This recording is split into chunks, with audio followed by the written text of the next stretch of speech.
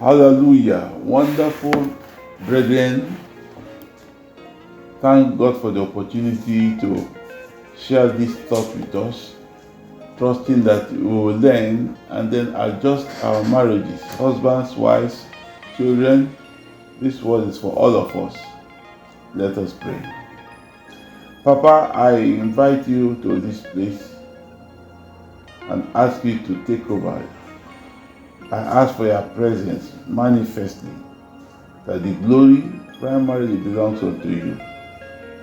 Thank you, Lord. Have your way. In Jesus' name. Amen. Wonderful brethren. I want to read a scripture and then share some thought with us. Why am I reading this scripture? I'm sure all of us know the story of Moses, how God picked him up and said, "Come and lead my people to the promised land." And I want you to know that husband and wife, God wants you to see and the end of the promised land. God will not want you to be dropped on the way. This is the classical example of Moses that I feel like sharing with us. But by the time, they came to what to call the Meribah Springs, or the water of Meribah, in this their journey, the people he was leading so provoked him that he lost everything about, and God for a moment said whatever he wanted to say, did whatever he wanted to do, forgot what God told him to do, embarrassed God, embarrassed heaven, and God was furious. And then God said, "Because of this, Moses, you have not honored me. You have not done this, you have not done that before the people. I will allow you see, the promised land, but you will not enter." Boshala Brandaya. Ladies and gentlemen, what God said applies to our homes. We, the husbands, as leaders, just like Moses, we've lost our cool, and we are torturing our wives for every mistake, and we forget God. Husbands have killed their wives. Wives have also killed their husbands. This day, this thought from the scripture should encourage you. I'm going to read some few verses of scripture. I've already given you the background story of how God called Moses to lead the people. But see what God said to Moses in Deuteronomy chapter 34. Just read this, for your benefit. Look at that scripture very carefully. So, Deuteronomy chapter 32, please, verse 48 down to verse 52. And the Lord spoke unto Moses that same day, the day he misbehaved, that same day. Get thee up into this mountain, Abarim, unto Mount Nebo, which is in the land of Moab, that is over against Jericho, and behold the land of Canaan, and see the end of that journey, which I give unto the children of Israel for a possession, and die in that mount whither thou goest up, and be gathered unto thy people, as Aaron thy brother died in Mount Hor, and was gathered unto his people. Why? Verse 51, that is the key. Because you trespassed against me among the children of Israel, at the waters of Meribah, in the wilderness of Zin, because you sanctified me not in the midst of the children of Israel. Yet thou shalt see the land before thee, but thou shalt not go thither into the land which I give to the children of Israel.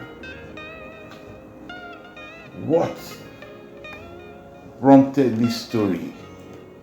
What prompted this fire of God? That same day, according to scriptures. You are watching me today. But now, something may have provoked God. The things that are happening in our marriages, many times it appears we don't reflect on them.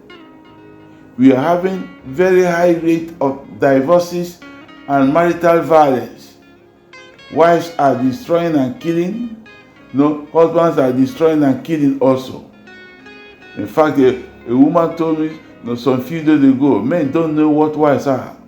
We can deal with them and injure them, and there's nothing they can do about them. And I was thinking about what she was saying. Many husbands have died carelessly. Many wives have been ruined. Why must it be so? We didn't marry to destroy one another. We didn't marry to disobey God. We married for pleasure. We married to serve God. We married for each other, to help the other person grow up in the things of God. But for one thing or the other, the devil has been playing 4-4 in our marriages, and many of us have chosen to buy from the market of the devil instead of staying faithfully and loyally in the confines of God's word. I believe I'm talking to fellow Christians. I want to read another portion of the scripture. I've told you what God said. But what did Moses do that angered God to this point? I'm asking God to forgive us, even as I go along this, this story, because I found out that this story is almost a similar thing to what happens in our marriages, in our family lives. Psalm 106, verse number 32 and 33. I want to read, I know you have King James, but let me read from the Amplified translation, because there are several other information I need to give to you. Now, I'm reading from the Message Bible. They angered God again at Meribah Springs. This time, Moses got mixed up in their evil because they defied God. Yet again, Moses exploded, lost his temper. Brethren, Moses exploded, lost his temper. And the things that happened thereafter, you can read them in the Old Testament. God said, speak to the rock this time. Moses exploded, lost his temper, hit the rock. He still brought water and gave to the people. God still blessed his people. May your people not put you in the trouble.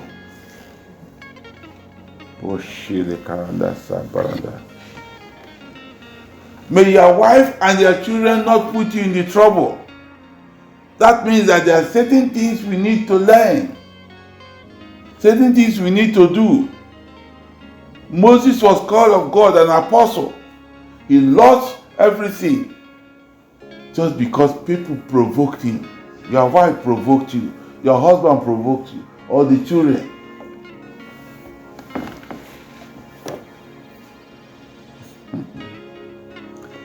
My brothers and my sisters, these things that we do, the words that you pronounce at such moments, they can trap us and they have consequences.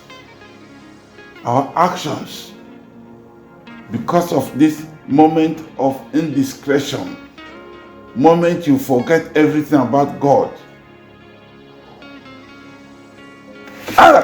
you hit your wife, or carry knife. You know that knife can kill. At that moment of indiscretion, you totally forget God. Your knife enters her throat, and within minutes you are having a corpse. Then the devil runs away. You come back to your senses and you start shouting.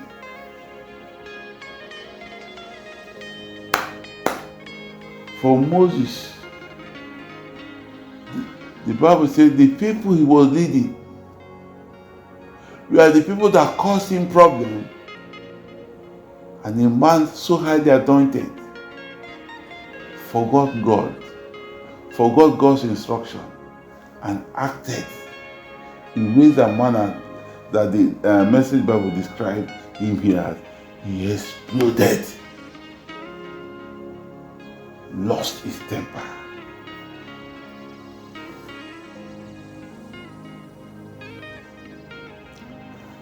Husbands, are you one of those people who always explode and lose their temper, and it appears nothing's happening? By the time you are in the house, you are the lion of the tribe of your home. Every person is hiding away. Hey, our wife, are you that type that your mouth is always, fire, bringing fire and curses? For this thing, God will punish you. You will die. Abusing your husband. The Bible says you are trapped by the words of your mouth. You get angry.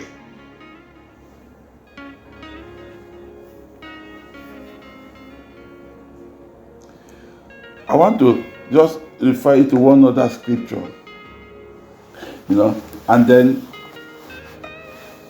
I begin to find a way of putting this to our husbands in particular. Ecclesiastes chapter 7, verse 9. The Bible says, in a very clear form. It says, be not hasty in your spirit to be angry, for anger rested in the bosom of fools.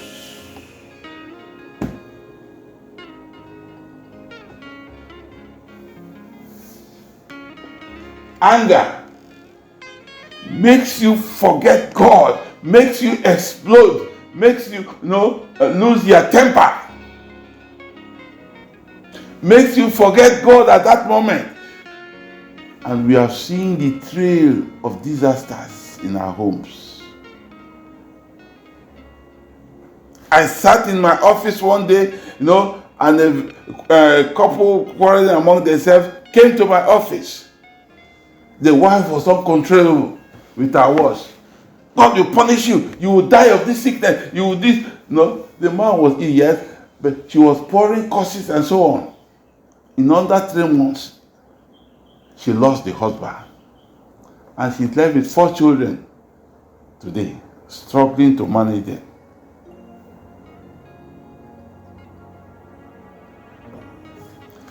Moses exploded, lost his temper. God sent him. God gave you that wife. God gave you that husband. God gave you those children. You hit your hand on the table, you kick everything. All of you, for this motor accident will kill you. You would. And when disaster happens tomorrow, you forget what your mouth had said, what your actions had said.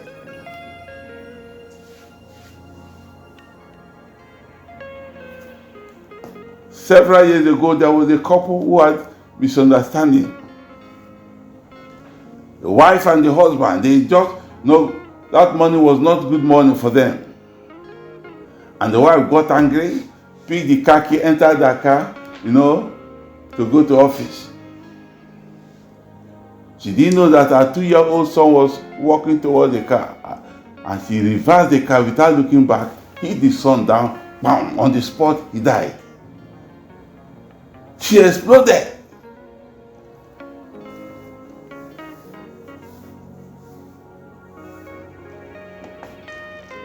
I want to believe that subsequent teachings in this area will help us, wives and husbands, to understand what self-control is, what temperance is from the scripture. The two are not the same.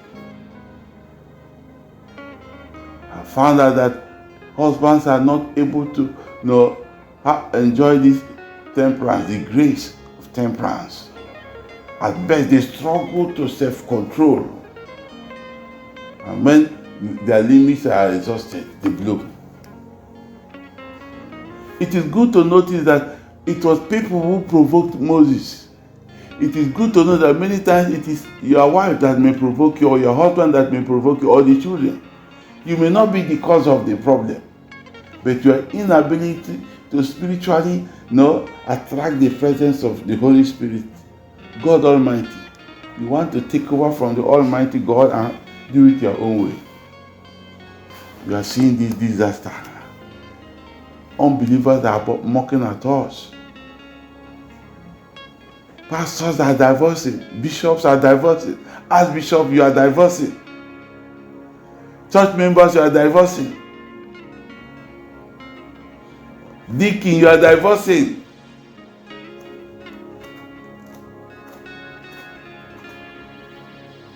You have lost that ability to self-control yourself under God. That is called temperance. When God spoke that, it touched me. I thought Moses will continue to make appeal until God will change his mind. At least recorded once he tried to make appeal because I finished with you. May God not finish with us like that in the name of Jesus. Very touching. What did Moses do? In the Message Bible, the Bible says Moses, because of the defiance of the people, he lost his temper as he exploded. See what some few translations, other translations of the Bible put what Moses did. I'm reading 106 and 106 verse 32 and verse 33. David's Bible translation, the Bible says, and they moved him to wrath at the waters of Meribah, and it went ill with Moses on the account, please listen, on the account, for they provoked his spirit so that he spoke unadvisedly, just anything with his lips. It will not be so with you in the name of Jesus.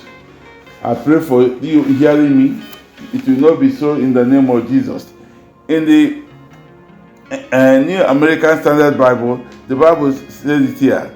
They also provoked him to wrath at the waters of Meribah, so that it went hard with Moses on the account.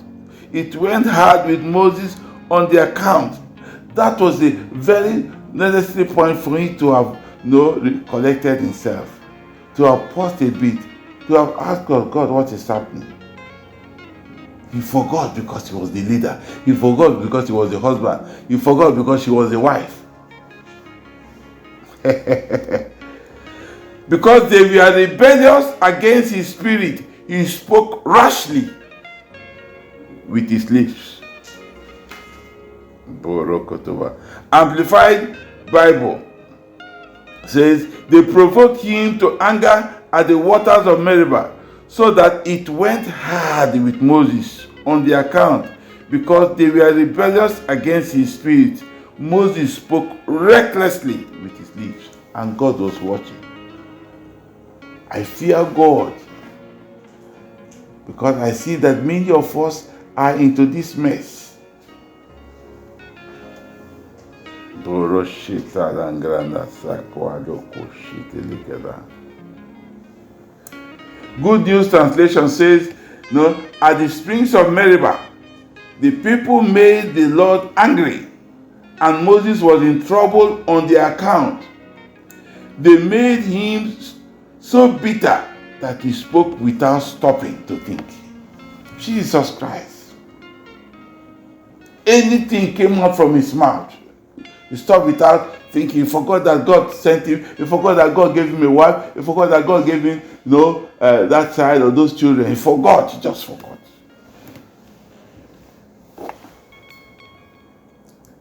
And God said, Moses, you did not honor me. Before the people, before your family members, he did not honor me. You said whatever you wanted to say, despite my instruction, do this.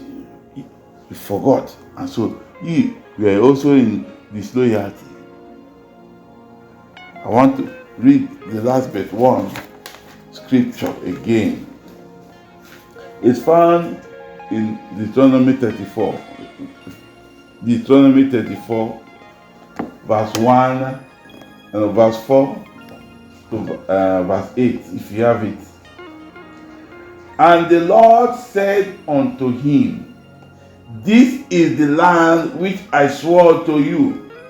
This is the big job I promised to give you. This is the twin children I promised to give you. This is the blessing I promised to give you. Now look at it. You can see it. It says here, I promised to give Abraham, Isaac, and unto Jacob, saying, I will give it unto your seed. Moses, I have caused you this day to see it with their eyes, but you won't get that job. You won't get that promotion. You won't get that healing. Oh God. So Moses, the servant of the Lord, not the servant of the devil. Moses, the wonderful husband, died there in the land of Moab according to the word of the Lord. And he buried him in a valley in the land of Moab over against Bethware, but no man knoweth his sepulchre unto this day. But listen to verse 7.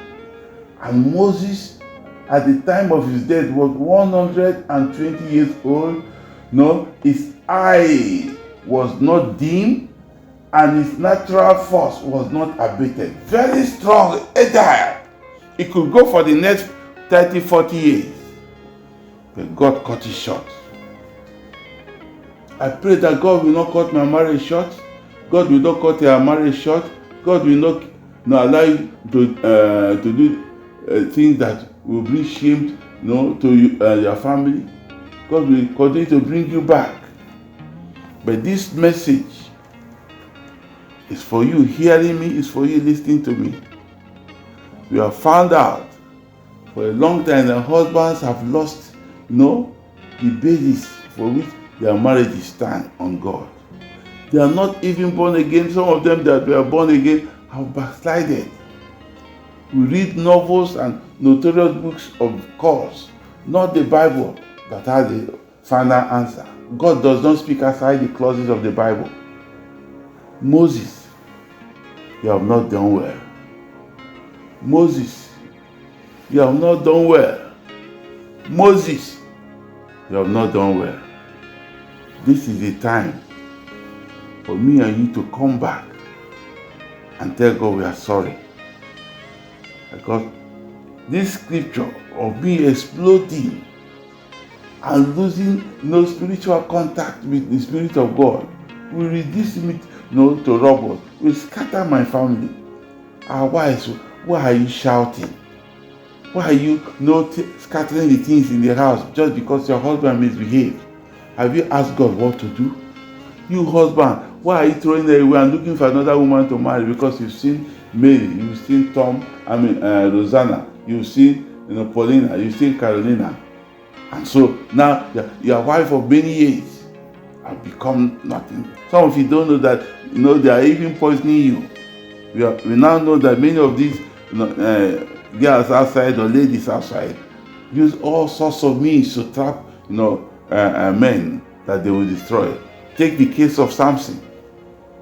And that's what happened to many of you. By the time you finish sleeping without doing whatever, you lose the strength that God has given you. And then you are shouting.